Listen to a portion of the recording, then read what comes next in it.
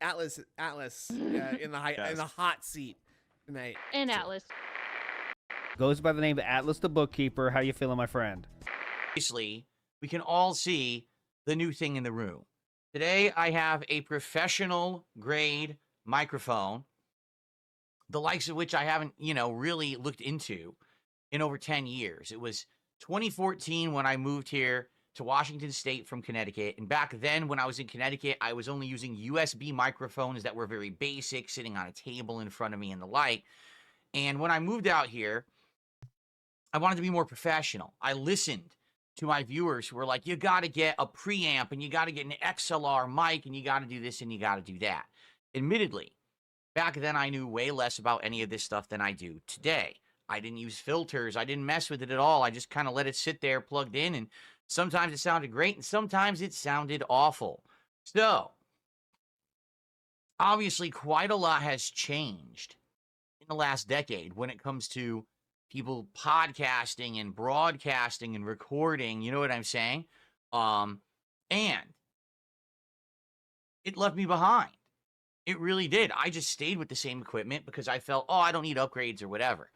In some cases, that is true. For example, my preamp here, all right, which is basically the Focusrite Scarlett 2i or something like that. It's 10 years old, but in the last decade, preamps haven't really changed that much. The newest version of this preamp is pretty much exactly the same as what I have now. It has very minor changes or improvements. So looking at that, I'm like, I don't ever need to really, upgrade that as long as it's working. Just keep the same preamp. And if you don't know, a preamp is what these microphones plug into and converts the signal into something that's USB that you could use with your computer. But when it comes to microphones, no exaggeration, in the last decade, they have improved greatly, okay? My last microphone, which was an Audio-Technica, was great for the time, but it's the style of mic, and I don't remember what they call it. It's a cardioid. No, because cardioid, it's different. There's different, I think it's called condenser mic. That's exactly what I was trying to think in my head. Condenser mic. A condenser microphone works well when you are facing the front of it, and that's about it. You need to be facing the front of it in order for it to work well. So as long as it's directly in front of me, it's great. The problem being, now with my setup changing, I don't want to have a microphone directly in front of me. What if I want to use a nice special effect like this, and if the microphone's in front of me, now it's blocking the shot? Or in the case of when I was gaming, it was actually blocking my arms, and it was having my arms like completely like disappear, or right here it would cut off, right? So you want to have something that's not going to have to get in the way. The vast majority of podcasters, broadcasters, and content creators today use a microphone that they aim from a direction, usually from up above them, and they use a boom arm to do so. I haven't had that available set up because I didn't have the room, I didn't have the means to do it. Finally now, this, fall, with me doing all these major upgrades, I now have the ability to do it. And now today, for the first time in the greater part of a decade, I have a new microphone that is professional grade, okay? So let's talk a little bit about it. It is not what you think, because some people are thinking I bought the, top of the line microphone. I did not. So yesterday, we were talking about mics, and people had different opinions. Some were like, oh, the EV is the best one, the Shure is the best one, you should buy this one, you should buy that one. And people were throwing all this information at me. Well, all the information that was being thrown at me was basically like the most high-end possible mic. The most high-end mics, no exaggeration, cost around $400+. All right? Do I think I'm going to get the use out of those microphones for that premium price? No, not really. Those microphones are basically for like voice actors, singers, and performers who want to get the absolute best audio out of that mic, like audiophile level. If you're going to be hitting high highs and low lows and all this stuff, then you want one of those mics. Even for like a podcaster, they're too good. And it's funny because someone's like, well, Joe Rogan uses them. Oh, Joe Rogan, the multimillionaire? Yeah, I'm pretty sure he just said buy the best. He doesn't really need it. He just said buy the best because he can afford it, right? In my case, I don't need that, okay? So what I did is I looked into it last night, and I was trying to find a microphone that's much better than what I have, but isn't going to break the bank, isn't going to be me paying an over-the-top premium for something I'm not going to use. And I was also looking for one that had a nice feature, okay?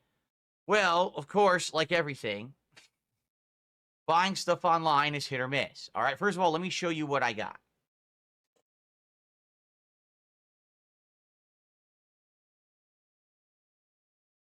The Shure MV7 Plus podcast microphone works with both XLR, which is the standard microphone technology that everyone has been using for ages. By the way, I just noticed that the box was dented when it arrived. That's nice. Good thing that it had good packing. Or it also uses USB-C. So you can use either or, okay? Me doing research yesterday, I looked into it at the different quality of the different microphones. This is actually very similar to the top-of-the-line Shure mic. The top-of-the-line one, I think it's called like the S7BD or something like that. And basically, it's just like so minor of an improvement. Looking at the stats and the way that it picks up the sound, I'm not going to really benefit from paying the extra $150+. You know, it's more than half the cost of this. This microphone is just over like $240, okay? I'm not going to benefit from paying $400 for a microphone. I'm not going to get anything better out of it. I'm not a singer. I'm not a voice acting performer. I don't need it, all right? So I looked into this one. And the reason that I got it, it was twofold. Number one, because it is this type of mic that points at you, which is what I want. At this point, I just want the mic to point at me, and then it's going to pick up the best audio. As you can hear right now, it sounds pretty good, doesn't it? And by the way, do you hear the bass in my voice? This microphone, as long as it's relatively close to me, will pick up a lot of the bass in my voice, which the other microphone was only doing when it was like dead center in front and stuff like that. This one is going to pick it up much nicer because it's directionally pointed at me. It's going to get those inflections of bass and everything in my voice. But here's the other very nice feature of this microphone, which I think you guys are going to enjoy. All right? Just listen to this. Woo!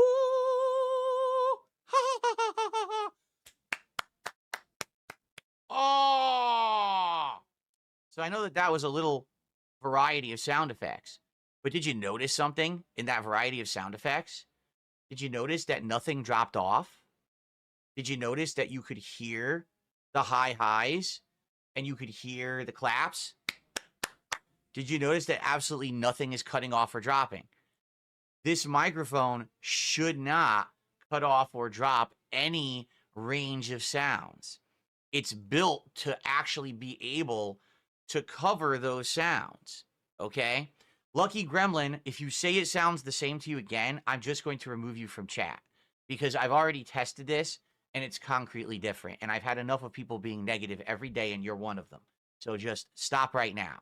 This microphone is significantly better than the one that I had previously.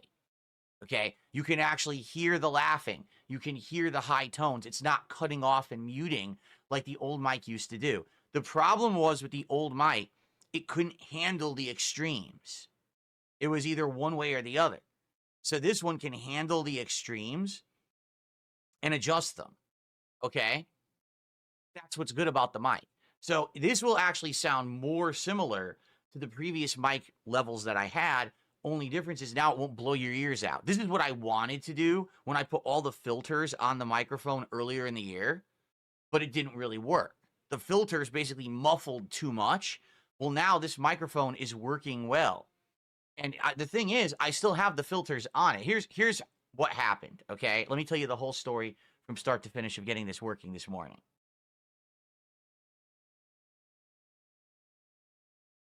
So, I unbox it, and it has a USB cable in it. I'm like, well, I don't want to use it with USB. I want to use it with my existing preamp. Well, I have to use the XLR cable then. So, I just unplugged the XLR cable from my previous microphone, and I go to unscrew my previous microphone, and guess what? I can't get it off the boom mic stand because the metal rod that it attaches to rotates. So if I'm trying to unscrew it, the entire rod is rotating. So I'm like, I have to get a wrench to hold this thing in place so I can detach the old one. So I had to run to the garage and grab a wrench to do that. Unplugged the XLR from that, screwed this guy in. I immediately noticed that this guy is heavier than my previous mic by a lot, actually. It actually has much more in it, I guess. So then I tightened everything super tight so it wouldn't sag. I tried to position it well, and I got it all set up. And immediately I noticed it wasn't working. So FYI, let me show you something.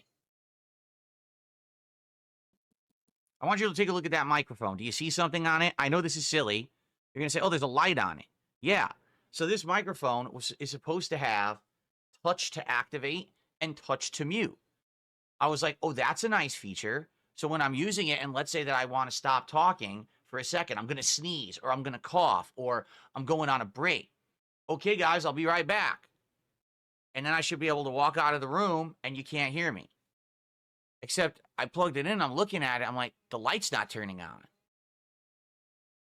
And then I looked over at my preamp, and it wasn't even blinking, as if it was receiving sound. And I'm like, uh-oh, what's going on here? So I basically started to look all around. Okay. And I'm trying to figure out what's going on. So I'm like, tell me this is at least working. Please tell me this is at least working. And I went over to it's the Scarlett, Focusrite Scarlett. And I started touching the knob. That's the sensitivity knob. And I turned it a little bit all the way to the right, and I talked, and all of a sudden it like lit up like a Christmas tree. I was like, okay, it is working. The only problem was this microphone is actually less sensitive than my old one. It requires more open sensitivity to actually get the audio. So I was like, oh, I have to open it up. So I adjusted it back and forth a little bit to get it to the point where it seems like it's working just as well as the old mic, as, you know, with the sensitivity settings and receiving audio and stuff. So I got that working. I'm like, okay, so it's working with the preamp. But what's going on with the mic? The light's not on. I'm touching it. Nothing's happening. It doesn't seem to have any effect. So I open up. I start reading the instructions, right? It says, oh, yeah, this mic has functionality with both USB and XLR. Oh, by the way, if you want to use it just with XLR, it has absolutely none of the features.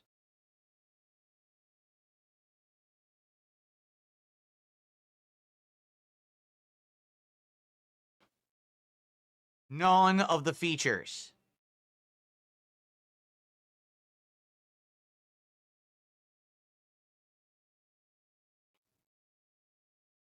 No touching. No light adjustment to tell you what mode you're on. Absolutely nothing. Like literally nothing. Okay? What the hell? This is absolutely ridiculous. So I have to be using it USB only in order to get the features out of it.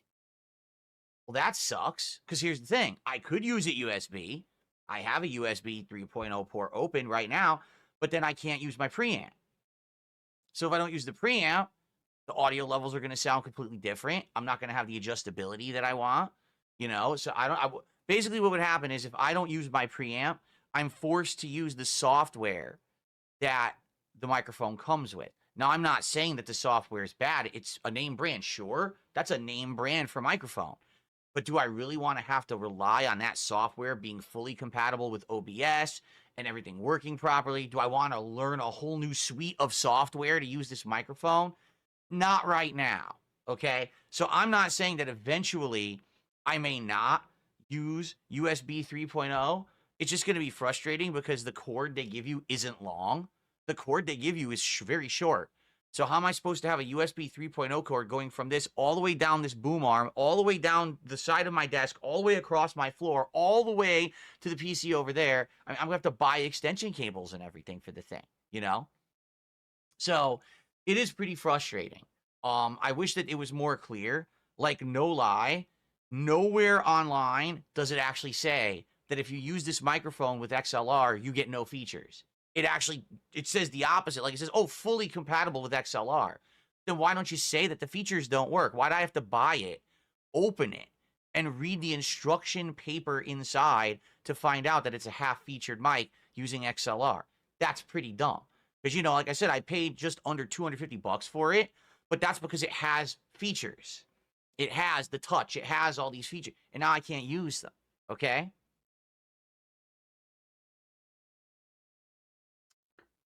So I'll have to look into that. Right now, I just wanted it to work immediately. So I'm using XLR, and I'm using it with my Focusrite preamp. Okay? So I then went into OBS, and I wanted to do a couple demos. So first, I turned off all of my filters. Every single filter. Off. Okay? And when I did that, and I recorded, the volume was very low. And I was like, oh, that's not good. I wonder why the volume is so low. So then I went, and I turned on all the filters that I had previously used with my other mic, and I did a demo recording, and it actually was working really good. But I was like, it sounds just slightly low, so let me up the gain. So then I upped the gain. It was at 8. I upped it to 11, and I hit record, and now it sounds good. And that's when I started doing the testing of me laughing like, and stuff like that. And as you can hear, it doesn't drop off. It doesn't cut off any sounds like it used to. That was the major problem with my mic earlier in the year when I put these filters on. It was cutting all this stuff off, okay? And now it won't anymore, hopefully. So that's the big improvement. Now, the other improvement, of course, is it's pointing at me, so it's very maneuverable, unlike the other mic where I had to have the certain side of the mic kind of aiming at me, and I needed to have a special pop guard on it and all of that. This one already has the built-in filter on it. As you can see, it has that guard on it. You don't need like an additional guard to use this style of microphone. And it's very easy to maneuver with a boom arm. So this is going to be easier to use with a boom arm, adjusting the angles or whatever to get it to sound good. Like actually, when I was about to start today's podcast, all right, I was actually going to have the desk over there, and I had the boom arm stretched all the way out to reach me. And I was like, oh, wait a minute, I want to play you guys a video. So if I want to play you a video, well, obviously what I need to do then is I need to have the boom arm in a different position. So I moved the desk over, I readjusted the boom arm, and it works fine. As you can see, it's pointed at me. It's not in my face, but it's at a good angle to reach me, and you can hear it well, you know? Now, could it be a little better? Yeah, for example, let me show you. So now it's literally right in my face. And as you can probably hear, it sounds a little better. It'll catch my bass even better. But I would need to have the mic like right there in my face to get the optimal audio. Do we really want me eating the mic? Probably not.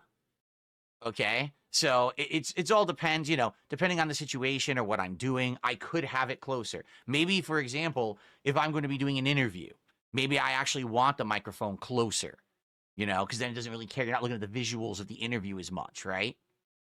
But for the most part, I think it's probably going to be like this. Slightly more back, slightly angled, right? Just to kind of be there at the right angle of the camera or whatever. And I think this is going to be like the optimal kind of situation. Okay. And the good thing is, again, when you're using effects, it completely erases the microphone. Now, look, I'm fully on camera. And so when I'm playing games particularly, for example, when I'm doing this, the microphone is completely off camera now. And of course, I'll aim it a little better. But as you can see, this is it. This is me playing right now. And as you can see, it's fine. You know, the microphone is not in the shot whatsoever, but we're still getting good audio, right? So there you go. Now, let's do a test. All right, we're going to do a test right now of the sensitivity. This should be fine because I'm using the same exact filters that I was using previously, okay? So what I want to do, I want to watch this video with you guys.